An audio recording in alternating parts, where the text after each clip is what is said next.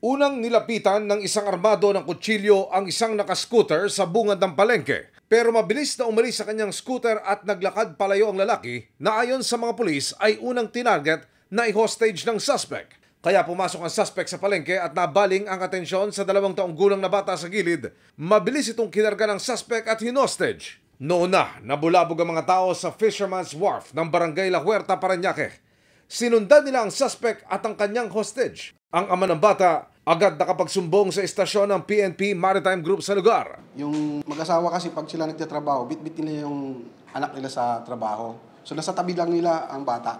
Biglang dumaan itong suspect at biglang tinangay niya ang bata. 2 pulis ang agad na dineploy. Sumabay sila sa mga taong humahabol sa hostage taker na noon daw ay hindi maipinta ang muka sa galit. Paulit-ulit nila sinasabi, huwag niyo akong lapitan dahil papatayin ko to. Hindi rin kami nag-insist na lapitan siya kasi pwede makompromise. Actually, walang demand eh.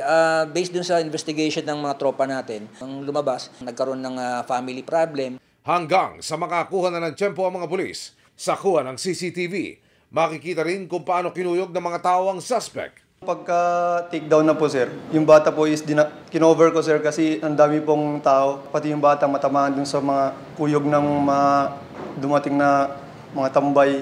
Sugatan si Patrolman Melad. Di ko po talaga binitawan yung kutsilyo kahit ramdam ko na parang mapuputol yung daliri ko. Yung nasa isip ko po kasi nun sir, baka may ibang makakuha, baka saksakin yung suspect o yung suspect yung mayawak ng kutsilyo, isaksak sa bata, kahit kanino. Ang suspect humingi ng tawad sa kanyang ginawa. Hindi mo gusto maghiwalay kayo ng asawa mo. Sobra sirang pagsisisi ko. Naharap siya sa kasong serious illegal detention, child abuse, alarming scandal at illegal possession of deadly weapon.